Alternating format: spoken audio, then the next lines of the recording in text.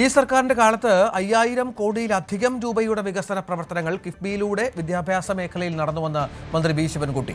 ഭരണ പ്രതിപക്ഷ വ്യത്യാസമില്ലാതെ മുഴുവൻ മണ്ഡലങ്ങളിലും കിഫ്ബിയിലൂടെ മികച്ച വികസന പ്രവർത്തനങ്ങൾ എത്തിയെന്നും മന്ത്രി വ്യക്തമാക്കി. യഥാർത്ഥത്തിൽ പ്രതിപക്ഷ MLA-മാരുടെ മണ്ഡലത്തിലാണ് ഏറ്റവും കൂടുതൽ കിഫ്ബി മുഖാന്തരം വികസന പ്രവർത്തനങ്ങൾ നടന്നിട്ടുള്ളത്.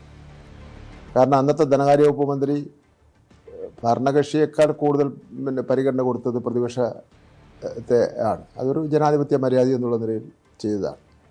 പൊതുവിദ്യാഭ്യാസത്തിൽ ഏതാണ്ട് 5000 കോടി രൂപയുടെ വികസന പ്രവർത്തനങ്ങളാണ് കിഫ്ബി മുഖാന്തരം നടന്നിട്ടുള്ളത്. അത് അത്ഭുതകരമാണ്, അതിശയകരമാണ്. കാരണം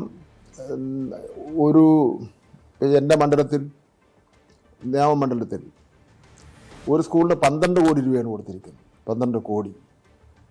അത് തീരദേശത്ത് ഉള്ള സ്കൂളിലാണ്. പാവപ്പെട്ട മത്സ്യത്തൊഴിലാളികളുടെയും പിന്നെ മറ്റ് കൂലിവരയ്ക്ക് പോകുന്ന കുട്ടികളൊക്കെ പഠിക്കുന്ന സ്കൂളുകളാണ്.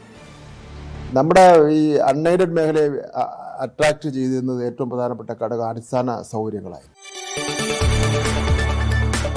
കൂടുതൽ വാർത്തകൾക്ക് News 18 Keralam YouTube channel subscribe ചെയ്യുക.